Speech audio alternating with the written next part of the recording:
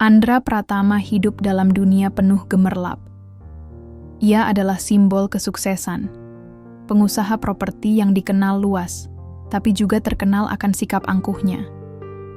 Di balik jas mahal dan mobil mewah, ia tak lagi mengenal empati. Suatu pagi, hidupnya bersinggungan dengan seorang kakek tua penjual bubur bernama Pak Salim, ketika mobilnya menabrak gerobak sang kakek. Alih-alih meminta maaf, Andra justru marah-marah dan menuntut ganti rugi tak masuk akal. Insiden itu kecil, tapi menjadi awal dari runtuhnya hidup Andra. Simak kisah lengkapnya. Langit masih pucat, seperti baru saja bangun dari tidur panjang. Kota belum sepenuhnya riuh, hanya deru motor dan suara klakson 1-2 yang sesekali membelah udara pagi. Di pinggir jalan sempit sebuah gang besar, seorang kakek tua dengan topi, lusuh sedang menyiapkan gerobaknya. Tangannya cekatan, meski sudah berkerut dan gemetar. Gerobak itu ringkih, kayunya sudah mulai keropos, tapi masih cukup untuk membawa 2 panci besar berisi bubur ayam dan kuah santan hangat. Kakek itu bernama Pak Salim. Setiap pagi sejak 20 tahun lalu, ia sudah berdiri di sana, di tikungan, dekat halte, menjual bubur dengan harga yang bahkan tak sebanding dengan usaha kerasnya. Tapi ia tak pernah mengeluh. Katanya, rezeki itu nggak selalu dalam bentuk uang, nak. Kadang senyum orang kenyang aja udah cukup. Namun pagi itu berbeda. Di ujung jalan, sebuah mobil sport hitam mengilat melaju dengan cepat. Pelatnya khusus. Suara mesinnya meraung, membuat anak kecil yang sedang membeli jajan di warung sebelah menoleh. Mobil itu melaju tanpa memperlambat, laju. Bahkan saat memasuki tikungan sempit di mana gerobak Pak Salim biasa mangkal. Dan dalam 1 detik yang terasa lambat, brak! Bubur tumpah. Gerobak terbalik. Pak Salim terjatuh, terduduk lemas. Panci aluminium terguling, isinya tumpah menciprat ke kaki celananya yang compang-camping. Sendok kayu terpental ke selokan. Pintu mobil terbuka. Seorang pria turun dengan langkah cepat, matanya tajam, jasnya rapi tak bercelah. Rambutnya disisir ke belakang, sepatu mengilap seperti baru diambil dari etalase. Wajahnya terlihat muda, gagah, dan sangat percaya diri. Andra Pratama, pemilik PT Pratama Jaya Properti, nama yang akhir-akhir ini sering muncul di majalah bisnis. Tanpa bertanya, tanpa melihat kondisi si kakek, Andra langsung mendekat ke bagian depan mobilnya, mengamati lecet kecil di bumper mobil. Ini mobil limited edition, tahu nggak, Pak? Suaranya tinggi dan tajam. Pak Salim belum sempat berkata apa-apa. Ia masih berusaha bangkit, lututnya goyah. Tapi Andra terus bicara, wajahnya merah karena kesal. Gerobak Bapak itu ngapain sih di pinggir jalan? Ini kan jalur mobil, bukan lapak. Jualan! Lihat nih mobil saya. Lecet begini, siapa yang tanggung jawab? Beberapa orang mulai mengerumuni. Ibu-ibu yang habis dari pasar, anak-anak sekolah, bahkan seorang ojek online berhenti dan merekam diam-diam dengan ponsel. Tapi tak satu pun dari mereka berani menyela. Nama Andra terlalu besar untuk ditentang. Salah satu pengawal pribadinya bahkan datang dengan tatapan mengintimidasi. Pak Salim hanya menggeleng lemah. Maaf, nak, saya nggak sengaja. Tadi saya dorong sedikit keluar biar pembeli gampang lihat. Maaf, Andra menyela. Maaf, itu nggak bisa bikin cat mobil saya balik kinclong lagi, Pak. Bapak tahu ini berapa harga catnya? 18 juta. Tahu nggak? Pak Salim terdiam. Ia ingin menjawab, ingin menjelaskan, tapi mulutnya terlalu kering. Bukan karena takut, tapi karena sedih. Sedih karena di dunia ini, empati bisa dikalahkan oleh ego dalam sekejap. Andra menghela napas panjang dan memeriksa jam tangannya. Saya nggak ada waktu. Tapi ini harus diproses. Saya bakal minta Bapak ganti rugi. Saya kasih 2 minggu. Kalau nggak bisa, saya laporin. Ngerti? Ia kembali masuk ke mobil, menyalakan mesin, lalu melaju kencang meninggalkan bubur yang berserakan dan gerobak yang sudah miring seperti kapal tua diterjang badai. Pak Salim berdiri terpaku, punggungnya nyeri, tapi bukan itu yang membuatnya ingin duduk. Ada perih lain, jauh lebih dalam. Seseorang menaruh tangan di bahunya. Seorang anak muda pembeli setianya. "Kakek enggak apa-apa?" Pak Salim tersenyum tipis, walau matanya berkaca-kaca. "Enggak apa-apa, Nak. Cuma dunia sekarang cepet banget ya. Kadang kita belum sempat bilang permisi, udah disalahin duluan." Di tengah bubur yang tumpah dan gerobak yang patah, Pak Salim menghela napas panjang. Ia menatap ke arah jalan yang tadi dilalui mobil mewah itu. Ada sesuatu dalam sorot matanya. Bukan amarah, bukan dendam, tapi rasa yang sangat familiar. Seperti ia mengenal pria itu. Seperti pernah melihat wajah itu. Bertahun-tahun lalu, dalam versi yang lebih kecil, lebih polos, dan lebih lapar, gedung itu berdiri megah di jantung kota. 22 lantai dengan fasad kaca mengilap yang memantulkan cahaya matahari pagi. Di lantai paling atas, di balik pintu kantor dengan logo PT. Pratama Jaya Property. Andra Pratama duduk bersandar di kursi kulit hitam yang lebih mahal dari gaji 1 tahun karyawannya. Pagi ini, ruangan itu terasa lebih dingin dari biasanya. Bukan karena AC, tapi karena suasana yang menggantung sejak Andra masuk ke kantor dengan wajah muram. Ia duduk memeriksa layar laptopnya, membuka laporan mingguan, lalu menutupnya kembali tanpa membaca. Tangannya memainkan pulpen, matanya kosong, menatap jendela besar di hadapannya. Di bawah sana, mobil-mobil kecil seperti semut berbaris rapi. Kota terlihat sibuk. Dunia terus berputar. Pintu diketuk. "Masuk," gumamnya. Sekretaris pribadinya Tiara masuk membawa berkas. "Ini data terbaru dari proyek Cikupa, Pak. Dan ini laporan dari investor yang minta klarifikasi soal video kemarin." Andra mengangkat alis. "Video?" Tiara ragu sejenak. "Yang kemarin, waktu Bapak berselisih dengan kakek penjual bubur. Ada yang merekam, sudah tersebar di TikTok dan Twitter." Andra menarik napas panjang. Itu. Ya biarin aja. Media sosial kan isinya drama semua. Biar lewat juga." Tiara tak menjawab, hanya mengangguk lalu keluar pelan. Ia tahu, ketika Andra bicara seperti itu, artinya jangan dibantah. Tapi diam-diam, Andra gelisah.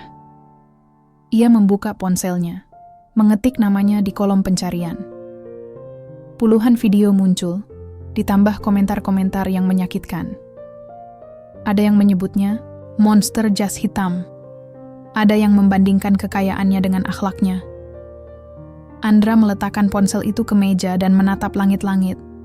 Orang-orang itu cuma iri, bisiknya, entah meyakinkan siapa. Hari itu berlalu lambat. Ia menghadiri rapat, memberi instruksi, dan menolak permintaan cuti dari 2 karyawan dengan sinis. Semua dijalani seperti robot. Tapi begitu tiba di rumah malam harinya, semuanya berbeda.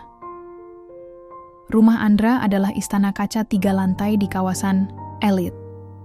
Gerbang otomatis, taman Jepang di samping, kolam ikan koi, dan ruang keluarga yang terlihat seperti showroom furniture mewah. Tapi kehangatan, itu yang tak bisa dibeli. Papa pulang. Tak ada jawaban. Istrinya Dina sedang duduk di sofa dengan laptop di pangkuan. Ia hanya mengangguk singkat tanpa menoleh.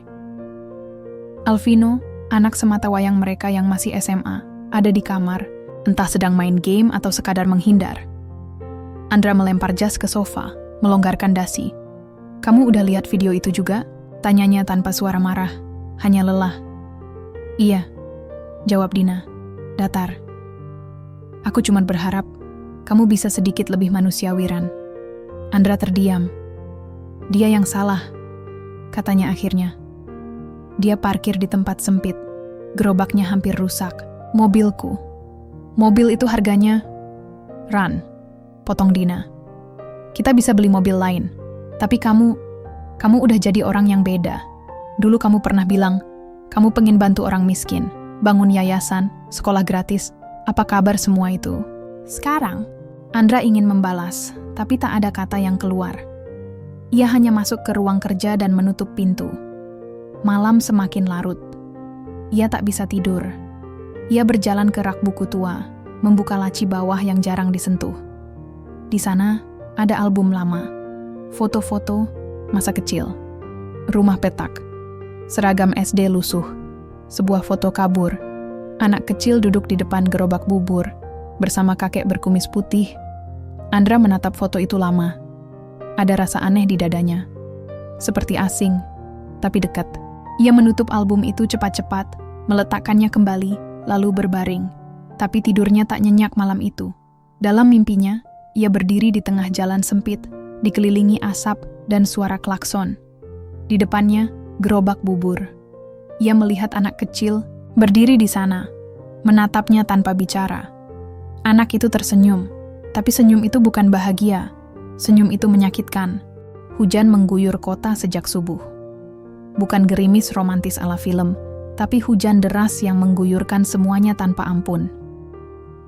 Jalanan penuh genangan, klakson bersahut-sahutan, dan angin meniup dedaunan seperti menyuarakan kekacauan yang pelan-pelan juga menyusup ke dalam hidup Andra. Di kantornya, suasana tak kalah muram. Rapat pagi hari itu terasa aneh. Biasanya, setiap orang mendengarkan Andra dengan sikap tegak dan takut salah. Tapi hari itu, ada desas-desus, bisik-bisik halus di balik meja. Andra tahu, ia bisa merasakannya. Setiap kali ia bicara, selalu ada tatapan diam yang terasa seperti menilai. Video insiden gerobak itu sudah terlalu viral. Lebih buruknya lagi, media mulai menyebut nama lengkapnya. Beberapa mitra bisnis mulai menarik diri pelan-pelan. Bahkan satu proyek besar di luar kota ditunda hingga waktu yang belum ditentukan. Selesai rapat, Andra masuk ke ruangannya dan mengunci pintu. Kepalanya berat. Ia membuka email, ada pesan dari bagian hukum, gugatan pencemaran nama baik dari LBH yang mewakili Pak Salim. Mata Andra membelalak. Gugat. Saya? Gumamnya. Dia yang bikin mobil saya rusak. Sekarang malah dia yang gugat. Ia memijat pelipis. Dadanya panas. Dunia seperti berputar terbalik. Tapi anehnya, di balik semua kemarahan itu, ada suara kecil dalam kepalanya yang mulai menggeliat. Suara yang tak bisa ia abaikan. Sore harinya, ketika hujan mulai mereda, Andra keluar sendirian. Ia mengendarai mobil ke arah pinggiran kota. Tanpa sopir, tanpa pengawal.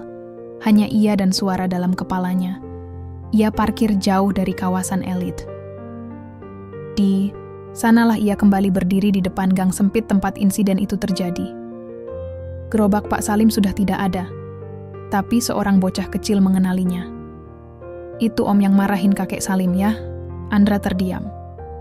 Iya, kakek Salimnya kemana? Bocah itu menggeleng. Enggak tahu, sejak hari itu kakek enggak jualan lagi. Katanya buburnya rusak semua dan gerobaknya patah.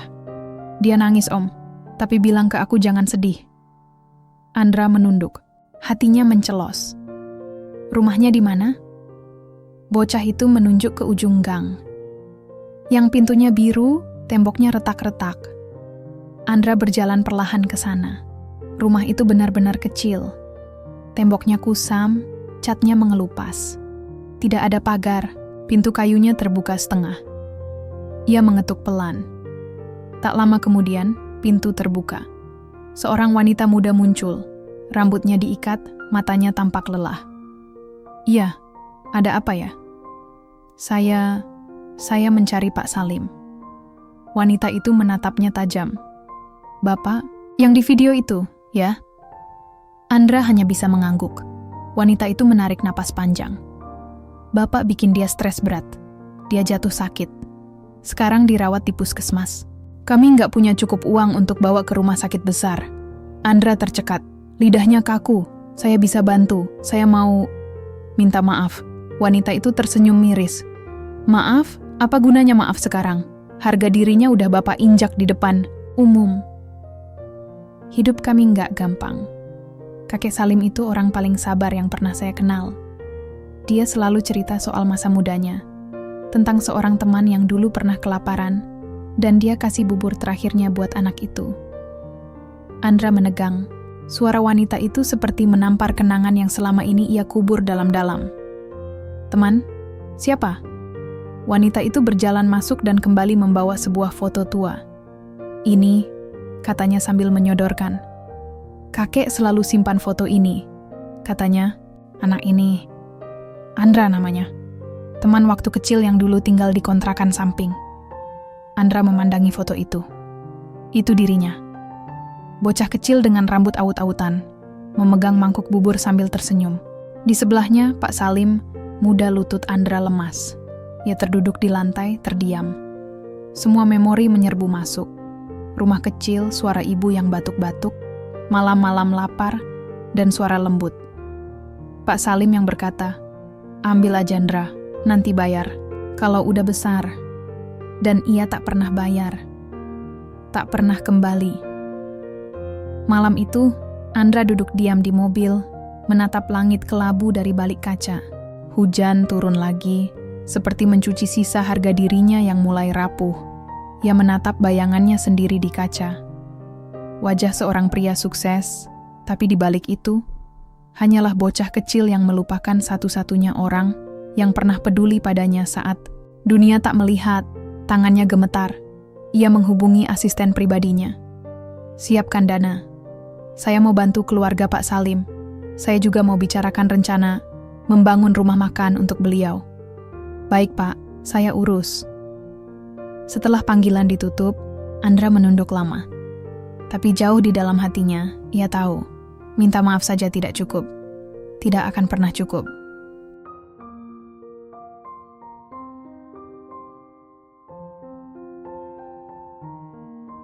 Pagi itu, matahari bersinar terang, tapi hidup Andra tidak secerah langit Jakarta. Beberapa minggu berlalu sejak insiden dengan Pak Salim, dan meski ia telah mencoba memperbaiki keadaan, menyumbang uang, meminta maaf lewat pesan, bahkan menghubungi pengacara untuk mencabut gugatan, semua seakan tak cukup. Namanya masih jadi bahan perbincangan. Meme tentang dirinya berseliweran di internet. Sultan Bubur, begitu julukannya sekarang. Sinis tapi viral. Investor kehilangan kepercayaan. Saham perusahaannya perlahan turun. Rapat demi rapat diwarnai ketegangan, dan puncaknya terjadi pagi ini. "Pak, mohon maaf," kata Tiara dengan raut wajah cemas. "Investor utama kita dari Singapura menarik diri. Proyek Sentul resmi dibatalkan." Andra terdiam. Matanya menatap kosong ke arah layar laptop, di mana angka-angka kerugian mulai berdansa liar. Satu persatu, semua yang ia bangun bertahun-tahun mulai runtuh. Hanya dalam hitungan minggu. Hari itu, ia tidak langsung pulang. Ia pergi ke puskesmas tempat Pak Salim dirawat. Bukan sebagai pengusaha kaya, tapi sebagai manusia biasa yang merasa bersalah. Tak ada jas mahal, tak ada mobil mewah. Hanya jaket, lusuh dan sepatu kets lama yang sudah hampir dilupakan di lemari. Di ruang perawatan sederhana, Pak Salim terbaring. Tubuhnya kurus, kulitnya kusam, tapi senyum itu masih sama seperti dulu. Senyum penuh ketenangan yang menyambut siapapun tanpa prasangka. Andra berdiri di ambang pintu. Ragu. "Masuk saja Andra," suara Pak Salim pelan, tapi jelas. Andra terhenyak. "Kakek, masih ingat saya?" Pak Salim tersenyum. "Mana bisa lupa. Kamu itu anak yang dulu tiap pagi ngintip dari jendela kontrakan cuma buat nyium aroma bubur." Andra tertawa kecil, tapi air mata sudah menggenang. Ia duduk di kursi di samping ranjang menunduk. "Saya minta maaf, Kek. Saya kejam. Saya lupa siapa saya. Saya lupa siapa yang pernah nolong saya waktu saya nggak punya siapa-siapa." Pak Salim menatapnya lembut. "Orang bisa lupa. Tapi hati manusia, kalau masih diberi rasa, pasti bakal ingat. Hanya saja kadang kita perlu jatuh dulu biar bisa lihat ke bawah." Andra menangis diam-diam. Tangannya menggenggam tangan tua Pak Salim. "Saya akan tanggung semua biaya pengobatan. Saya akan bangun tempat makan atas nama kakek. Saya janji." Pak Salim hanya mengangguk pelan. Tapi sebelum ia bicara lagi, tubuhnya mendadak gemetar. Matanya menutup perlahan. Suster masuk tergesa, memanggil dokter. Andra mundur, panik. Dan beberapa menit kemudian, semuanya hening. Hari pemakaman Pak Salim turun hujan rintik. Bukan deras, tapi cukup untuk membuat tanah jadi becek. Andra berdiri paling depan. Tak ada payung, tak ada jas hitam. Hanya dirinya, kemeja putih basah kuyup, dan bunga mawar putih yang ia genggam erat. Ia menatap nisan kayu sederhana itu lama, sebelum berlutut dan meletakkan bunga. Terima kasih, Kek. Untuk segalanya, saya nggak akan lari lagi.